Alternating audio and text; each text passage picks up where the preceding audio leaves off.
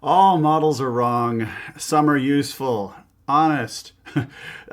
So every time we approach our work, we have to look at our work and say, what does this work need? What do we need to do? What do I need to do? What does my team need to do? What do the stakeholders, the people receiving my work, need from me? And we've been doing personal Kanban for 17 years now. Long enough for it to just be ready to go off to university. And as it's about ready to graduate from high school here, we've been looking at all of the things that we've built around it, and all of the apps you can buy. Like any app now that you buy has a personal Kanban element in it somewhere where you're moving tickets around. But it's always style over substance.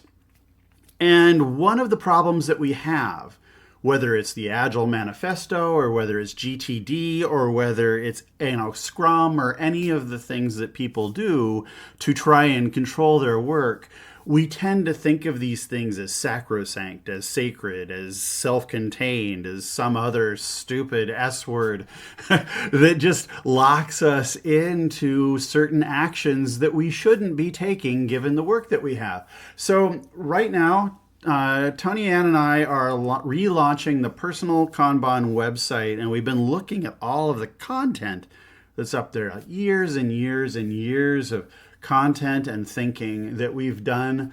And one of the things that I wanted to talk about first is a bunch of models, and then just saying, look, you don't have to choose GTD or deep work or lean or flow or anything else. You have to figure out, like, right now, what do you need? So let's just talk about some of these things. So we've got David Allen here, and David Allen's coming and he's talking to you about open loops, and he's saying, your brain is really good at processing things. So right now I'm talking to you and your brain is pretty good at processing what I'm talking about. But it's terrible at storage. And we do all sorts of terrible things to ourselves to destroy our ability to remember things. So we want to visualize our work such that we can remember what we're doing, why we're doing it, what needs to be done now, and what are the choices that we could be making at any given time. So David Allen is saying, you want to be able to look at your backlog and say, okay, I'm going to pull something. Is this really the right thing to do right now? So we want to avoid these kind of open loops of just tons and tons and tons of possible things to do, and to figure out what we want to do at any given point in time. And you all recognize that from like the little apps that I've been building lately, or the things that I've been talking about, is we want to do the right work at the right time. The second bit is Covey and, the Eisenhower matrix. And it just sits out there, that important and urgent matrix, and we end up just doing the things that are like super urgent or or just yelling at us. So I say that this is work that comes to us by volume, and it doesn't necessarily mean by lots of work. It just means somebody yelling at you. Why isn't this done? Where is this? Where is that? And if you haven't visualized your work, the best you can say is where you think it is. And the worst that you can say is, I don't know. Or worse than that is, I'm working on something for somebody else, shut up and leave me alone, which isn't going to satisfy anybody. So when we have our work laid out in a personal Kanban, we can even put those 4 quadrants in the personal Kanban. Look in the article for that, or the articles. And when we look at these, when we look at this information, we have suddenly the ability to say, okay, this is urgent and important. This is important and urgent. This is just important. And it's not urgent, but if I don't do it, it's going to lead to a lot more urgent and important work. So we can start to look at things and say, yes, there are 3 things that are urgent, but if I don't do this and just thing that just kind of looks like it needs to be done, if I never do it, life's going to get a lot worse. So we start to change our definition of the word urgent to the thing that really needs to be done right now, and not to the thing that people are yelling at us the most about. Okay. Then we have, Cal Newport, and he's like, where's the deep? And so he's like trying to figure out where the deep work is.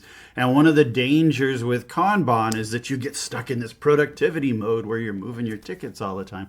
And that just leads to burnout and pulling a lot of things that you didn't need to do.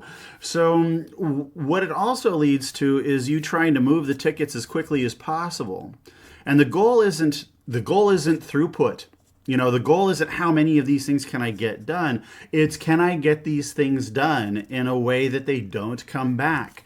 And so the deep work here is, have you actually set aside the time to think about the task that you're doing right now in a way that you're not interrupted, that you have access to all the information that you need, and you can focus and finish. Focus and finish. And so sometimes that's sequestering yourself so that no one can work with you. Sometimes it's saying, I need these 4 people, and you all get together and work on it together. Deep work doesn't mean work by yourself. Deep work means work that you can think about, and sometimes you need other brains. Often you need other brains to think about those things. So your Kanban is a great place for you to be able to label those stickies as this requires thought, this is complex, this is really complicated, this is where I need to collaborate with people. Taiichi Ono. Oh my God, why is he there?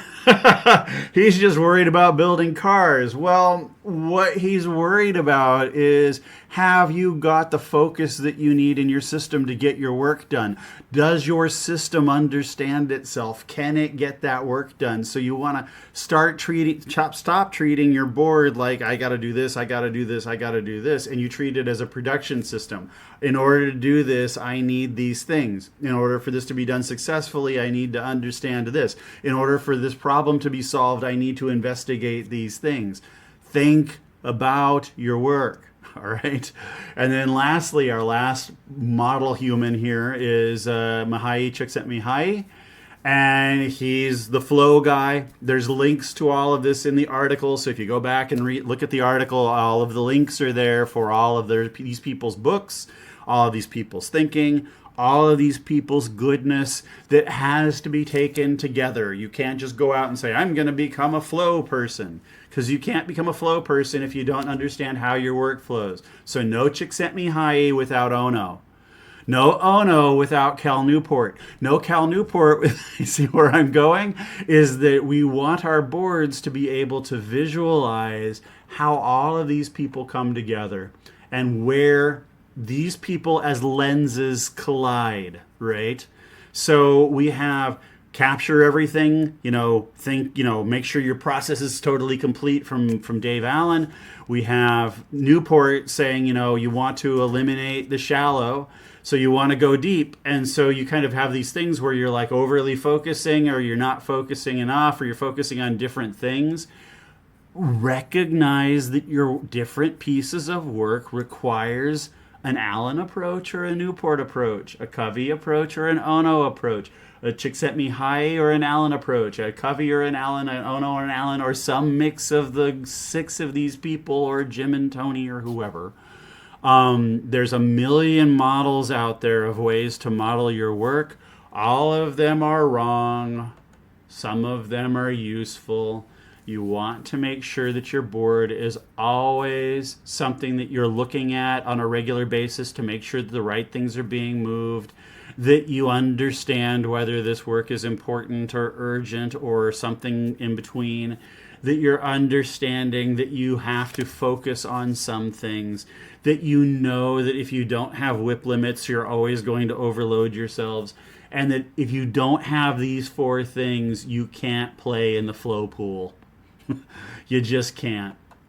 So personal Kanban, we've got these 5 lenses here. We have our 2 rules: visualize your work, limit your work in progress. This is what creates a deeper system. Keep reading this stuff on Substack, like and subscribe to this stuff. Come to the personal Kanban site. Very soon we will have a store up where you can not only, buy classes and things like that, but you can buy little bits of Jim and Tony, like little micro purchases of us, where we can come in and help you build a board, talk about the boards that you have your teams organize your work. We love doing this stuff, and we want to do it with you. Thank you so much. Happy New Year, everybody.